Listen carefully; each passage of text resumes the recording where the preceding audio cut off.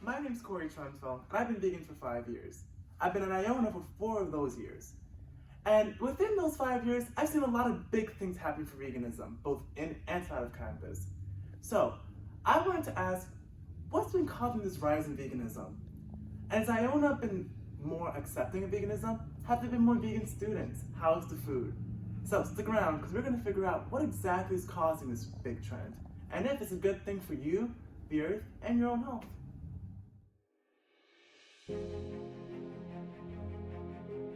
According to a recent study, there are 6% of people who are vegan compared to the 1% in 2014. This includes Carrie Underwood, Peter Dinklage, and Ariana Grande. The rise even includes the Iona community, with more students identifying as vegan. Veganism at college campuses have increased, with approximately 9% of college dining halls having fully vegan dedicated stations, and 62 offering at least one vegan option. This is to match the 12% of American students who are vegan now.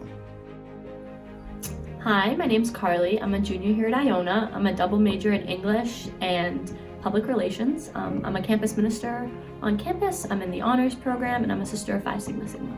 I'm coming up on my 2-year vegan anniversary.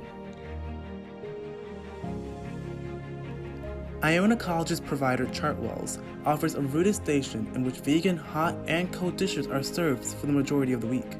This is one of the major ways in which veganism at Iona is being supported and acknowledged on campus. Becoming vegan at Iona, they actually have increased the amount of vegan options, so I don't know if they heard me complaining or if it just happened because it's becoming way more popular. So they have the vegan station, which I eat at majority of the time. They usually have about one vegan soup. The grab and go section has a lot of salads that I can eat. I obviously have the salad station, the sushi station, the pasta station, and then the rotating station is once in a while usually vegan, so like the Mediterranean, the tacos, and the ramen, and the curry station. Hi, I'm Amy Bach. I'm the executive chef here at Iona, and I cook, order, and design all the menus for all the food, catering, and students' cuisine. Well, this is my second year doing it. I think it's extremely well. Now we're moving it much faster than we did last year. I think people are not as intimidated by it or afraid, and a little bit more educated, and like, wow, this is really good. Now they're trying things. So it's been moving. Plus, I think the student body who are vegan and vegetarian have a little more awareness of what I've been making. So now they're like, oh yeah, this stuff is good. We can eat here every day. So it's been discovered. It's pretty good because the Food Advisory Board Committee, there's usually somebody there representing themselves, representing the vegan population, as you know. And so it's helped me to help talk to them, to communicate, to get the word out that, yeah, we have protein there for you, we have sides, we have great salads and, salad dressings and different options. And that we are trying to stretch it out for the weekend too, because I know in the weekends it's been a little more difficult for some of the vegans to find, different things to eat. The transition to veganism can take many forms, from the way you begin making vegan decisions or where you eat. As veganism continues to rise, it's important to ask, how can someone make a change like that?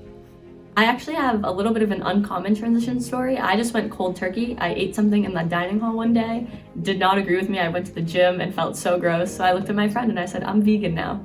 And she did not believe me. The first 6 months, I actually kind of got chubby because I didn't really know what to eat. So I just ate a lot of rice.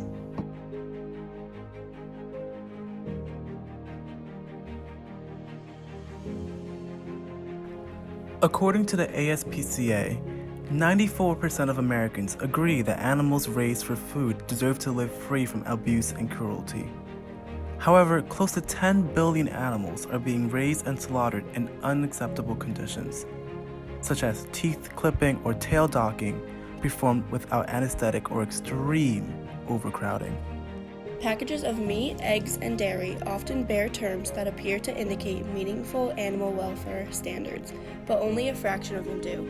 This confusion prevents consumers from voting with their wallets for better treatment of farm animals and negatively impacts the farmers who are truly raising animals using higher welfare methods. Animals are not the only ones suffering because of these unnatural, inhumane conditions. Consumers, rural communities, farmers, workers, and the environment are being hurt by the intensive farming systems employed on factory farms. So I went vegan for the health reasons, but you do watch a lot of like the behind the scenes videos of how they treat the animals, and it just like wasn't right. Like it was honestly like disgusting to see how some animals are abused and treated, and then we go and eat them, which is just all the worse. It's like we let them live in their own feces and like this close to each other and abuse them and pump them with drugs, and then we eat them. It's not good for the animals, it's not good for us, it's completely disgusting. Ethics of veganism is a huge motivator for many people turning vegan. However, there are many health benefits as well. Studies have shown that veganism combats diabetes by lowering A1C levels. It reduces your risk of heart disease by lowering cholesterol levels, and it promotes healthy weight loss. I originally became vegan for the health effects. My cholesterol was really high my freshman year, and I really freaked out and thought I was going to die. So I started watching a lot of food documentaries on Netflix, and I stumbled across some vegan ones that I really liked. I feel so much healthier. The biggest thing that I tell people is that, you know, when you eat too much and you feel like really gross, like I just don't really get that. Like, yeah, I eat too much and I feel full, but I don't feel gross about it. Another thing is that when I do accidentally have some type of dairy, I do like feel it, like I get really sick. So I guess I've basically destroyed my tolerance to dairy, but it's worth it because I don't need it anymore. The earth, I think everybody should try to go meatless for at least one day during the week. I said, you know, it doesn't have to be necessarily vegan, but you know, there's no reason why if you're going to go, you know, without meat for the day, go vegan. It's not difficult and you can still be full and healthy. And I think it's good for your body to take a break from animal protein sometimes. You know, overall, I'm not vegan, but I do at times really try to eat a lot of plant-based, more so than animal-based food. I think the biggest misconception is that you're automatically healthy. French fries and Oreo cookies are indeed vegan, therefore you're not healthy all the time. A lot of like vegan, like frozen foods, like we still have chicken fingers, we still have ice cream. We can get fat and unhealthy if we really want to. Baking is sometimes a little challenging to get a really good baked product because you can't use eggs, you can't use butter, but there's so many other fats. And I also have learned how to do really good vegan, actually gluten-free baking, and learned a lot of tricks. But again, there's a lot of products available to us now that are already prepared, so I do try to bring some of those in for everybody here. It's expensive if you're going completely organic vegan, because then it can be a little extreme. But if you're doing a legume, you know, bean-based diet or a lot of soy protein, it's not expensive. You just have to be creative. I think it's most definitely a lifestyle. I've tried different diets, just like, eating healthy, and you always just like slip up on them, or you quit after you kind of like reach your goal, or you have like your fancy event where you need to fit into the dress. But being vegan is just something like I'll forever do. It's not like, I can't have that, I'm on a diet. It's like, I don't eat that because I don't agree with it. It doesn't agree with me, and it's just not something that I'll ever eat again. It's not like, when this diet's over, like I can't wait to have that piece of chocolate cake. I'm never gonna be like, can't wait to have that steak and that glass of milk.